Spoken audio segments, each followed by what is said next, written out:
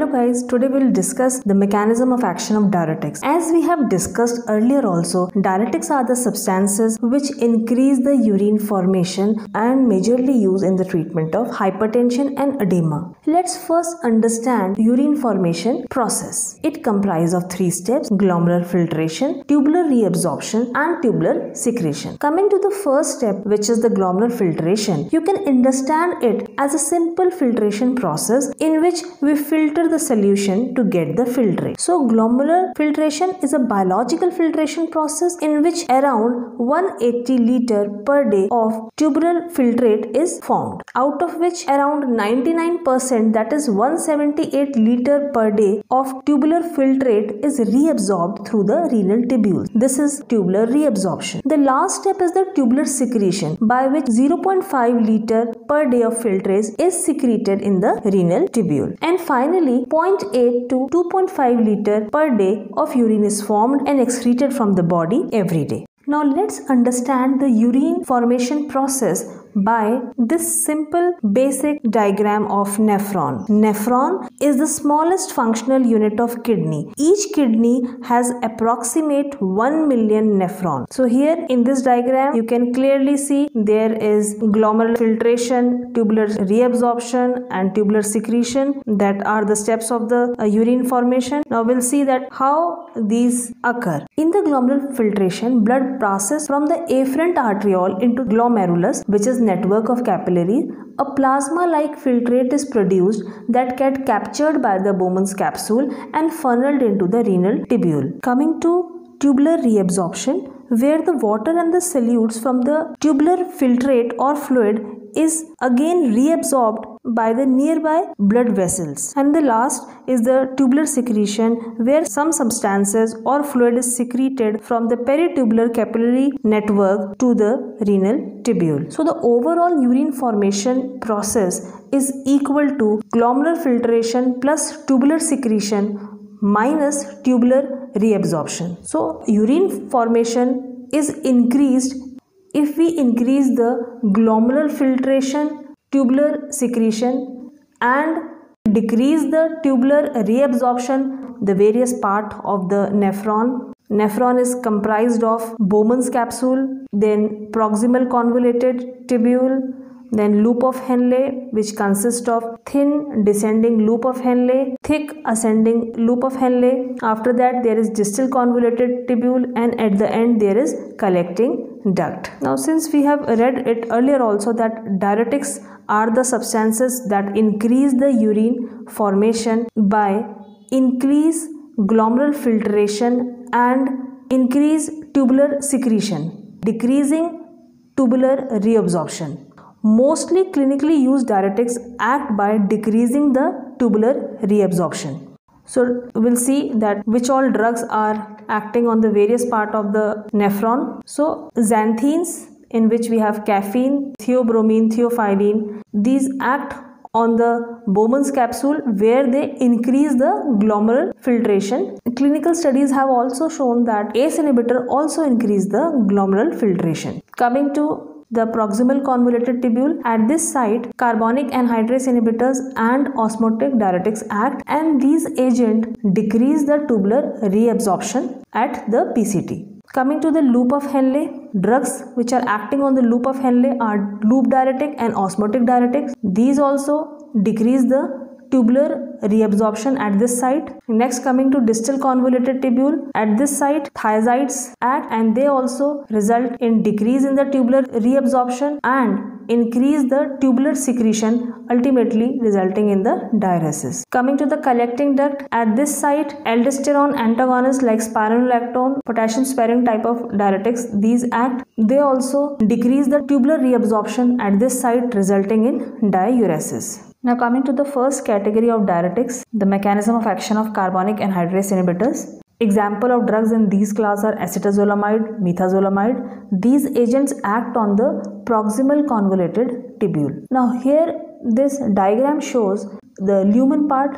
This part is the lumen part where urine is flowing, tubular fluid is flowing. This is the inner lining of the lumen, which is called apical membrane, and outer lining of the tubule which is facing the interstitium is the basolateral membrane, and after interstitium there is blood.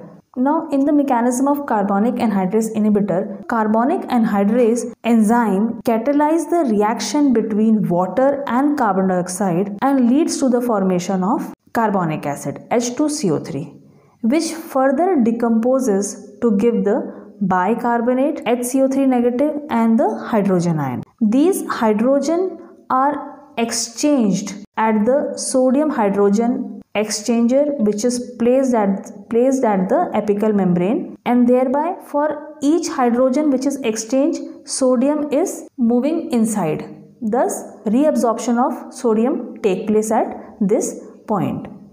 Now carbonic anhydrase inhibitor inhibit the carbonic anhydrase enzyme in the renal tubule, thus leading to the decreased formation of carbonic acid, which further decreases the concentration of hydrogen ion in the renal tubule. Thus less hydrogen is available for the exchange with sodium at sodium hydrogen exchanger.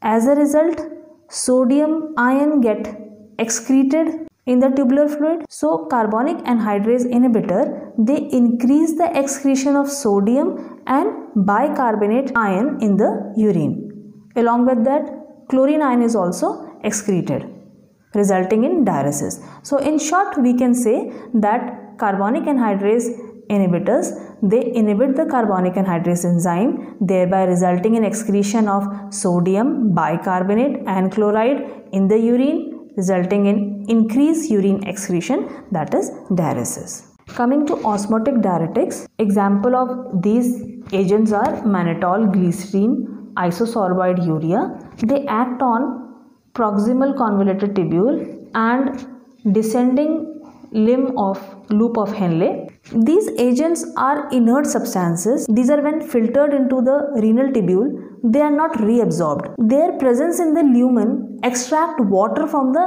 intracellular compartment and increases extracellular fluid volume by osmosis, resulting in diuresis. In short, we can understand that osmotic diuretics get filtered from the glomerulus. They remain unabsorbed in the renal lumen. There is an increase in the osmosis of the filtrate, and which leads to the water retention in the urine, ultimately leading to the diuresis. Coming to loop diuretics, example of loop diuretics are bumetanide, ethacrenic acid, furosemide, torsemide. They act on the thick ascending limb of loop of Henle. Loop diuretics inhibit sodium potassium 2 chloride co-transporter located on the luminal membrane of the cells of thick ascending limb of Henle. As a result, sodium potassium chloride ions are not reabsorbed. Large amount of water and sodium chloride and potassium is excreted in the tubular fluid. They also enhance the urinary loss of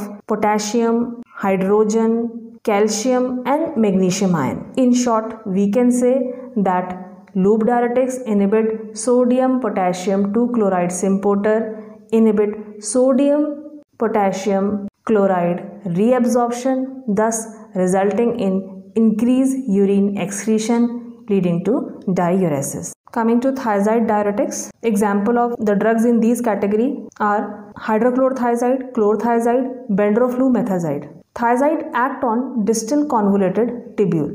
They block sodium chloride co-transporter at the DCT and thus prevent sodium and chloride reabsorption, resulting in increased urine excretion, that is diuresis. Since it is blocking sodium chloride co-transporter, so the sodium and chloride get excreted in the tubular fluid, or in other words, we can say it is not reabsorbed and there is increase in the urine excretion. A major drawback of all the diuretics which we have covered so far is that they increase the renal excretion rate of potassium and induce hypokalemia, that is low concentration of potassium in blood. Potassium sparing diuretics, these are the agents which increase sodium and chloride excretion without increase in the rate of excretion of potassium. These agents retain potassium in the body. These agents are called potassium sparing diuretics or anti-caliuretics. Example of drugs in potassium sparing diuretics are amiloride and trimethoprim, which belong to apical sodium channel inhibitor class, spironolactone and eplerenone, which belong to aldosterone antagonist class. These agents act on late distal and collecting tubule. Now first coming to the apical sodium channel inhibitors, that is amiloride and trimethoprim. These drugs block the apical sodium channel, the sodium channel which is present at the apical membrane of tubular cell, thereby inhibit sodium reabsorption resulting in diuresis. Coming to aldosterone antagonist spironolactone, which competes with aldosterone for binding to intracellular aldosterone receptor, causing firstly decrease in gene expression, which ultimately decrease the synthesis of protein mediator that activate the sodium channel in the apical membrane. Secondly, it decreases the number of sodium potassium ATPase pump in the basolateral membrane. Thus, they inhibit sodium reabsorption and prevent potassium loss, resulting in increased urine excretion, that is diuresis. So in summary, we can say that potassium sparing diuretics, they inhibit the apical sodium channel and decrease the number of sodium potassium pump at the basolateral membrane, thus inhibit the sodium reabsorption, prevent the potassium loss. That's why they are known as potassium sparing diuretics, and thereby resulting in the diuresis, as sodium is not reabsorbed. There is loss of sodium in the tubular fluid, resulting in diuresis. So this is all for today's lecture. Thank you.